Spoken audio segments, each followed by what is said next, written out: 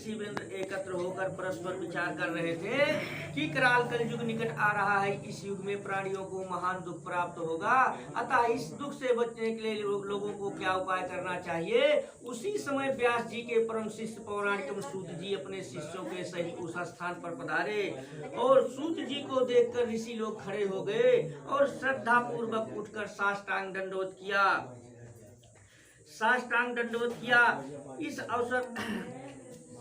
इस अवसर पर कवि लोग लिखते हैं कि अतिथ देखी उठ के मिले कि भर गम सुप्रेम और चंचल साधु प्रवीण का यह सुकर्म अरुणेम।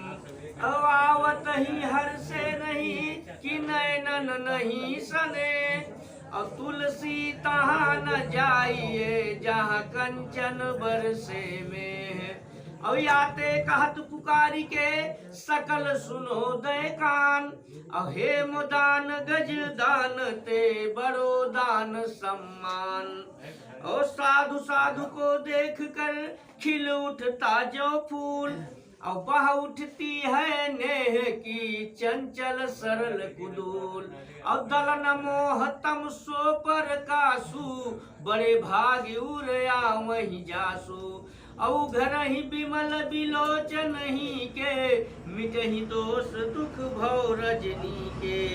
तत्पश्चात ऋषियों ने श्री सूत जी को उत्तम व पवित्र आसन देकर यथोचित पूजन किया और सूत जी से बोले कि हे भगवान, इस समय आपका आना बहुत ही उत्तम हुआ। इस अवसर पर आपका शुभागमन ठीक उसी प्रकार है, अर्थात हम लोग शोक सागर में डूब रहे थे। आपने नाव के अदृश्य हम लोगों का उद्धार करने के लिए पदार्पण किया, यह प्रसन्नता का विषय है। यह प्रसन्नता का विषय है। किस प्रकार से कि राम विरह सागर में भरत मगन मन होत और विप्र रूप धरि पवन का उद्धार करने के लिए पदार्पण किया, यह प्रसन्नता का विषय है। हे प्रभु, कराल कलयुग निकट आ रहा है, धर्म की किस प्रकार से रक्षा होगी, इस चिंता से हम सब लोग दुखी हैं। इस कलयुग में इस प्रकार के मनुष्य पैदा होंगे, सो सुनिए। किस प्रकार से कि भगवंत कथा न रुचेगी जिन्हें नहीं शास्त्र की बात पे ध्यान धरेंगे और पढ़ी के अंग्रेजी कहावेंगे साहब होटल में मदपान करेंगे और करी खंडन तीर्थ मंदिर का नहीं पुण्य कथा रुदान करेंगे और कभी चंचल त्रिया पराई चाहे घर की घरनी का नमान करेंगे। इस प्रकार के प्राणी पैदा होंगे। और कैसे पैदा होंगे कि कभी चंचल त्रिया पराई चाहे घर की घरनी का नमान करेंगे और अब लातन देख जवान सभी निज माता पिता को नहीं चाहेंगे। और क्या कहेंगे कि सब झूठ है पूजा विधान यो मंत्र परस्पर सब बात यही कहेंगे और जन भांग धतूर या भीम नशा में निरंतर वे बिन होश रहेंगे। हैं? और कंचित उनसे कह दिया कि चला तुम्हें राम राम सुना दी कोनो पंथ में, तो कहिए का चाय आर के का कहते अपन मंत्र सावे हैं। तो इस तरीके के प्राणी पैदा होंगे कलयुग में। वही लिखे हैं कि बिगड़े फिरेंगे बिन पंथ के वो बिन घाट के चंचल जूं बहेंगे। इस प्रकार के प्राणी पैदा होंगे कलयुग में। अतः हे भगवान, व्रत अथवा तप करके जिस प्रकार वांछित फल प्राप्त हो वह कृपा करके कहिए। ऐसी हम लोगों की सुनने की इच्छा है। शौनकादिक ऋषियों की प्रार्थना पर सूत जी बोले, ऋषिगण आप धन्य हैं। आप जैसे ही मनुष्य सत्य पुरुष कहे जाने के योग्य हैं, जो कि परोपकार के लिए चिंता करते हैं और दुष्टों से कष्ट पाने पर भी उनको सुख ही देते रहते हैं। गोस्वामी तुलसीदास जी ने ठीक ही लिखा है। क्या लिखा है कि तुलसी संत सुअम्बुसम फूल ही फल ही प्रहेत अहित ते वे पहनत हनत उतते वे फल देत और साधु चरित शुभ सरिस कपासु निरस विशद गुणमय फल जासु और जहि सहि दुख पर छित्र दुरावा बंदनीय जहि जग यस पावा और भले भलाई पे लहै कि लहै निचाई नीच और साधु सराही अमरता गरल सराही नीचु। हे परोपकारी सोनकादिक ऋषियों, इसी प्रकार लक्ष्मीपत विष्णु भगवान से नारद मुनि ने एक बार पूछा था, जिस प्रकार आप लोग मुझसे पूछ रहे हैं। इसलिए संध्या पासन करने के बाद जिस प्रकार इस प्रश्न का उत्तर श्री भगवान ने दिया था, ठीक उसी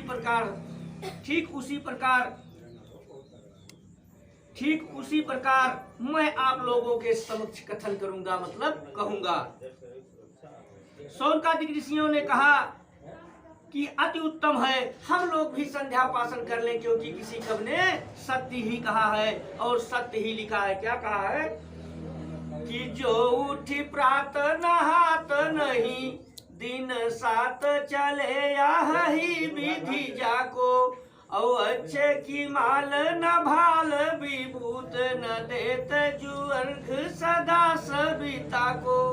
सविता कहते हैं सूर्य भगवान को, हैं? और संध्या विधि करते नहीं जो दिन तीन न ध्यान धरे जो उमा को, और दीजे राज बने निज काज तजे गणीय यस ब्राह्मण शूद्र प्रथा को। वह ब्राह्मण क्यों ना हो, हैं? जो कि 7 दिन स्नान न करे और 3 दिन भगवान का नाम लिए, हैं? और सुबह स्नान करने के बाद सूर्य भगवान को एक लोटा जल भी ना दे सके, हैं? तो ब्राह्मण क्यों ना हो, वो भी एक शूद्र के बराबर होता है। शूद्र किसे कहते हैं? जो शूद्रता करे, हैं? जो गंदगी फैलाए, गंदा हो, हैं? उसी को शूद्र कहते हैं। शूद्र किसी के शरीर पे नहीं लिखा हुआ कि ये शूद्र है, चाहे वो यादव हो, चाहे हरिजन हो, चाहे जो कुछ हो। शूद्र उसी को कहते हैं जो शूद्रता करते हैं, हैं? क्या छोटी कास्ट के आदमी जैसे साईं पंथ में हो गए, वहां जाते हैं तो हम और आप भी जाकर साईं चरण बंदगी करते हैं, है ना? तो उनकी शूद्र का पूजा नहीं हो रहा, शूद्र नहीं है वो, उतना तपस्या किए है ना, कुछ पूज्य योग हो गए ना। तो शूद्र उसको कहते हैं जो मलिचपन करता है। शूद्र किसी के शरीर पे शूद्र नहीं लिखा रहता है। इसलिए हमेशा स्वच्छ रहना चाहिए और पूजा पाठ करना चाहिए। सुबह स्नान करके सूर्य भगवान को जल देना चाहिए।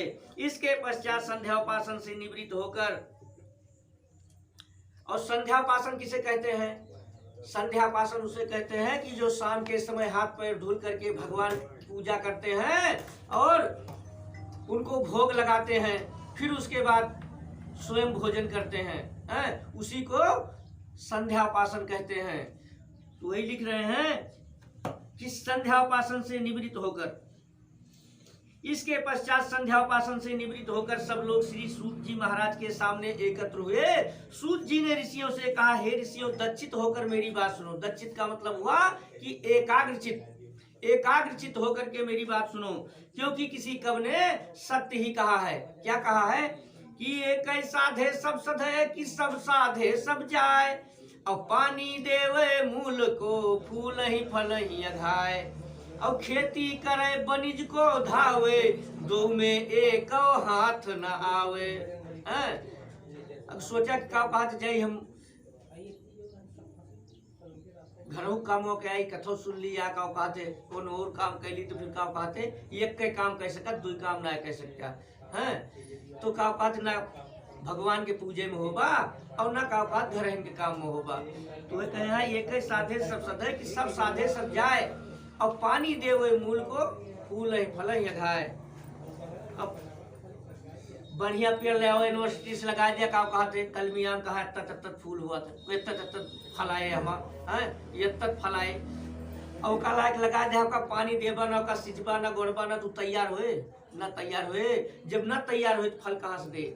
तो पहले का कहते उसको लगाने के बाद पानी दो, उसकी सिंचाई करो, गोड़ाई करो, फिर उसके बाद फल का आशा करो, है ना। तो वही कहते हैं कि खेती करे बनिज को धावे, दो में एक हाथ ना आवे। बनिज कहा थे का कहते जे दूसरे के नौकरी करा, दूसरे प्रदेश जाए के नौकरी करा तो उसको बनिज कहते हैं। खेती करे बनिज को धावे, दो में एक हाथ ना। सोचा कि हम जाई वहां से कमा लाई प्रदेशों से, अब घरे की खेती कैली तो दोनों ना होए कि तो का कहते यहाँ साढ़ खा ली है। अब कि तो का कहते झूरा पर जे का कहते झुराए जे का कहते का सिंचबा ना तो जेठ के जब का कहते धूप तपे है तो का कहते सूख जाए। इसलिए जो है दोनों काम नहीं कर सकते हैं, आप एक ही काम कर सकते हैं। वही लिखे हैं कि एक साधे सब सधे, कि सब साधे सब जाए, और पानी देवे मूल को फूल पले घाय, और खेती करे बनिज को धावे, दो में एक हाथ न आवे। यदि तुम्हारा ध्यान किसी और तरफ रहेगा तो ना मेरे उद्देश्य से लाभ उठा सकोगे और ना अन्य ही कार बन सकेगा। हे ऋषियों, एक समय नारद मुनि परोपकार की इच्छा से नाना लोक में भ्रमण करते हुए मृतलोक में आए। मृतलोक में नारद ने देखा कि जितने मनुष्य हैं, मृतलोक में नारद ने देखा कि जितने मनुष्य हैं सबके सब अनेक प्रकार के दुखों से दुखित हैं और भांति भांति की योनियों में जन्म लेकर अपने पापों को भोग रहे हैं। सो कैसे अपने पापों को भोग रहे हैं कि को तेली का बैल बना दिन रात दिए ढपनी चख घूमत है, और को हस्त तेली का बैल तो चलता है। जब पहले बैल कोल्हू चलता रहा है तो वहाँ का बैल नदत रहे तो उनके पट्टी बांधे रहते उनसे बनाए रहते, ढक्कन ऐसे से लाग जाता का पट्टी बांधे रहते। तो वह कहे हैं वो तेली का बैल बना दिन रात दिए ढपनी चख घूमत है। तो अब को स्वान कहते हैं कुत्ते को, हिलावत पूछ रहे हो दूध कार्य पे पग चूमत है। स्वान कहते हैं कुत्ते को, स्वान कहते हैं कुत्ते को। को स्वान हिलावत पूछ रहे हो दूध कार्यों पे पग चूमत है, अब को हस्ती बना पग साकल ले परिबंधन में हुए झूमत है। हस्त कहते हैं हाथी को, है हाथी जैसे। और तेली के बैल को उपमा कहते हैं जाता रहा है। तेली के बैल के इस तरीके से कष्ट रहा कि उनका कावकाज सवेरे 4 बजे जो नाद देते रहे तो वह कावकाज जब तक घानी ना खत्म हुए उनके तब तक उनका कावकाज खोलत ना रहे हैं। तो कावकाज चाहे 1 बज जाए चाहे 2 बज जाए ये है तो मिनिमम 12 बजे मान के चलो। तो 12 बजे तक उनका जो नादे रात रहे हैं और सवेरे 4 बजे फिर उनका नाद दिए तो 2-3 घंटा उनका कावकाज, वही 2-3 घंटा उनका बचत रहा समय। तो वही में कावकाज उनका आरामो करे रहा है और वही में उनका कावकाज भोजनों करे रहा है और वही में उनका सोए रहा है। अब किसान के बैल को उपमा कहे ना दे, किसान के बैल का औकात है सवेरे नाथ दिन बिना अंजोर भय का औकात नाथ ना सकते, कैसे कूण न दिखाए अंजोर भत ना दिन। और की बात यही धूप होए लाग तो खोल दिन कैसे धूप लागे भाई, किसान के भी तो धूप लगेगा, जो किसान हाथ जोतेगा तो वो खोल देते रहे धूप होए लगे तो फिर खोल दिए 2 घंटा नाद है उसके बाद खोल दिए। फिर उनका कावकाज लावे खवावे झाड़ पोंछ के कावकाज करे आरामो करे। उसके बाद फिर जब धूप कम हुए लागे तो नाद है फिर वही अंधेर हो जाए, अंधेर हो जाए फिर खोल दिए। तो 2 घंटा हरी 2 घंटा हरी 24 घंटा में 4 घंटा वे काम करते रहे हैं और वे 4 घंटा कुल उनका आराम मिलत रहा, उनका 4 घंटा आराम मिलता रहा और ये 4 घंटा काम करते रहे। तो ये लिए किसान के बैल को उपमा ना दिए हैं, इनका आराम रहता रहा है।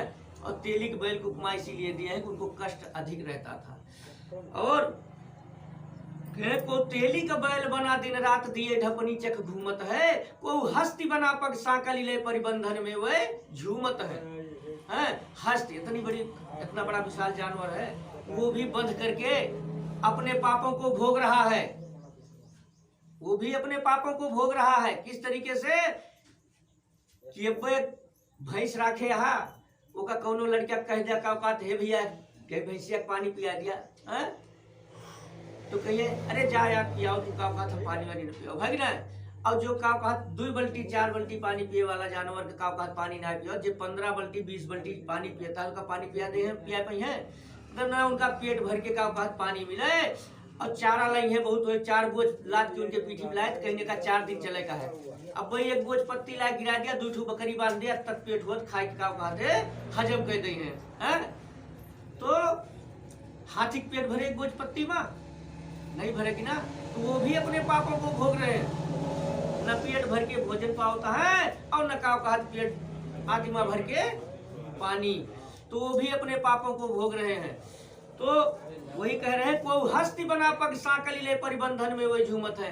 अब उनके गोड़े में काव कहा साकल ला गया कांटादार और सोचता है बढ़िया देखता है हरेरी तो है, लेकिन काव कहा अब कोशिश करता है कि लाओ जाए खाए ही, तो गोले में लाग है जो खींचता है का बात गड़त तो फिर बटुर जात बेचारे, तो बंद करके वो भी अपने पापों को भोग रहे हैं।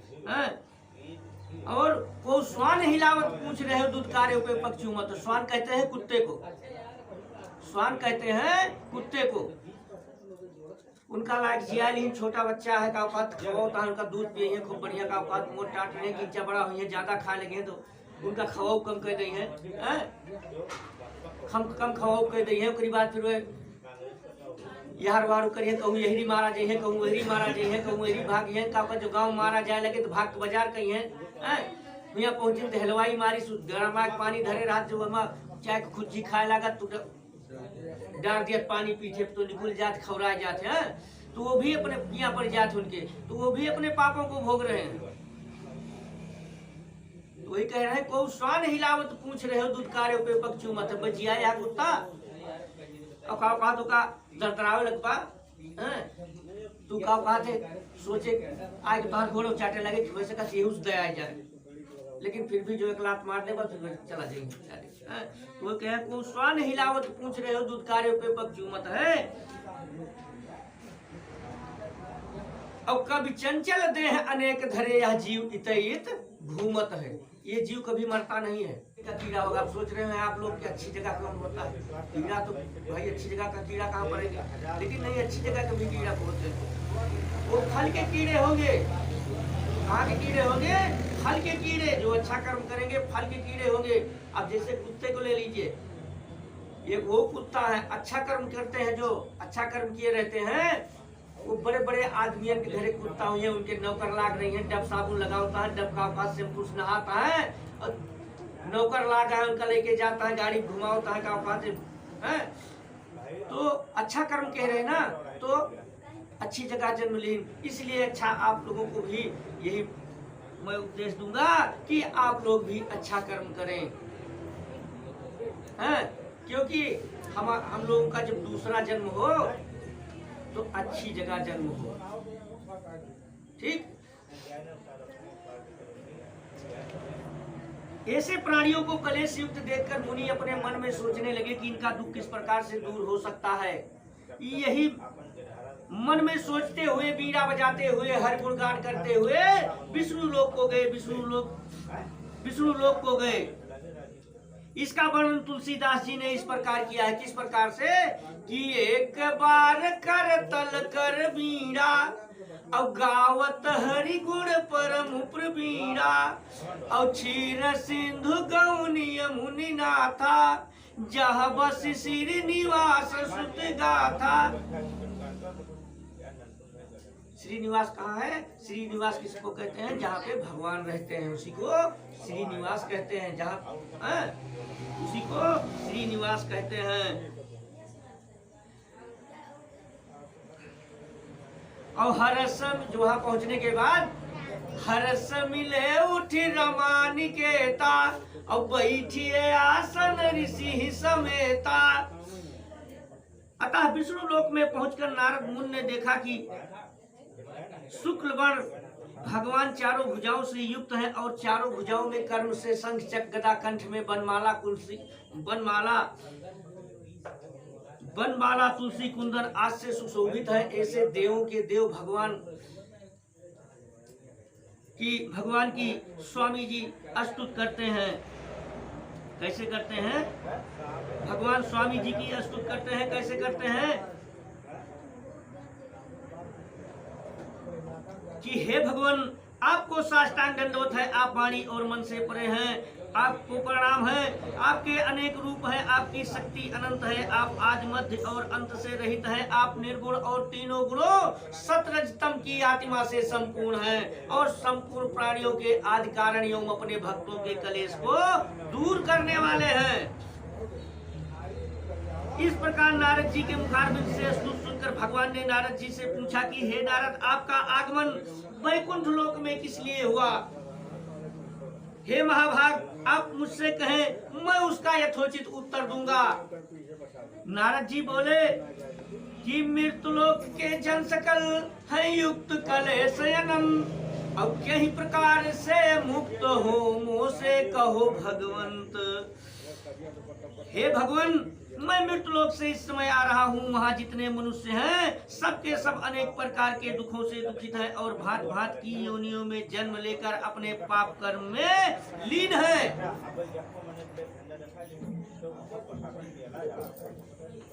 इसलिए हे भयहारी भगवान, कोई ऐसा उपाय बताइए जिससे उन प्राणियों का दुख छूट जाए। यदि आप मुझ पर कृपा रखते हैं तो कहिए, मैं सुनता हूँ।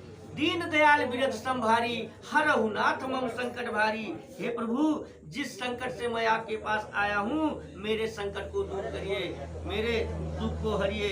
श्री भगवान ने नारद जी से कहा कि नारद, तुमने भली बात पूछी है, इससे संसार का कल्याण होगा, प्राणी पापों से मुक्त होकर परम पद को प्राप्त होंगे। हे नारद, इस देह को परोपकार में ही लगाना चाहिए, क्योंकि किसी कवि ने सत्य ही कहा है।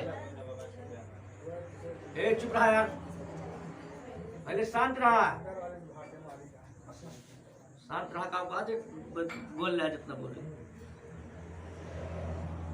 कभी लोग लिखते हैं कि तरुवर फल नहीं भखत है, कि नदी न चवे नीर, और पर कारज के कारण साधुन धरा शरीर।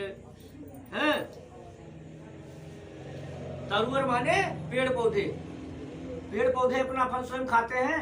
नहीं खाते हैं ना, वो दूसरे को खिलाने के लिए पृथ्वी पर पैदा हुए हैं। तो क्या कर रहे हैं? परोपकार कर रहे हैं। उसमें क्या छुपा है? परोपकार। और तरुवर फल नहीं भखत है, कि नदी नाचवेनी। नदी अपना जल स्वयं पीती है? नहीं पीती है, वो पृथ्वी पर बह रही है गंगा जी, तो दूसरे का प्यास बुझाने के लिए वो भी परोपकार ही कर रही हैं। और पर कारज के कारण साधु धरा शरीर। साधु लोग साधु रूप के उदाहरण करते हैं परकार के लिए। परकार के लिए मतलब परोपकार के लिए। परकार का मतलब हुआ परोपकार के लिए। साधु संत के पास जाओगे, उनके पास जाओगे तो अच्छी अच्छी बात बताएंगे आपको।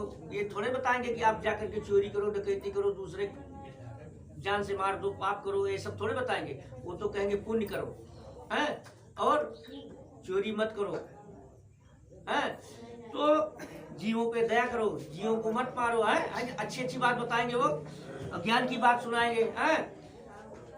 तो पेड़ पौधे होकर के परोपकार कर रहे हैं, नदी होकर के परोपकार कर रही हैं, और हाँ, आप लोग मनुष्य होकर के परोपकार नहीं कर सकते हैं? बोलिए, मनुष्य होकर के परोपकार नहीं कर सकते हैं? कर सकते हैं ना? परोपकार करना चाहिए, परोपकार करना चाहिए। कहे हैं, हे मुनि श्रेष्ठ नारद, मेरा तो जाए और सबसे अधिक मनुज मोहि भाई, और तिनमा द्विज द्विजमय सूत्रधारी, और तिनमा निगम नीति अनुसारी। है यह तन कर फल विषय न भाई, और स्वर्ग स्वल्प फल अर सुखदाई, और नर समान नहीं कौनो देही, और जीव चराचर याचक देही। है और फिर लिखते हैं कि नर तन पाए विषय मन देही, और पलट सुधाते विष सठ लेही। अब तो हम मनुष्य के शरीर देहे हैं कि क्या कहा थे, ज्ञानी इतना करके ज्ञान दे के पठाया है, इतना ज्ञानी मनुष्य ज्ञानी होता है। अब भैंस के सामने क्या बोलोगे तो थोड़े, वो तो पगुराएगी, वो तो थोड़े सुनेगी कि हाँ पंडित क्या कह रहे हैं, और मनुष्य को समझाएंगे तो उनके समझ में आएगा। हैं तो वह कहे हैं कि नर तन पाए विषय मन देही, अब पलट सुधाते बिसठ ले। अमृत धरा है वो का छोड़ के तू विष पी ले जाएगे, मतलब शराब पी ले जाएगे। हैं तो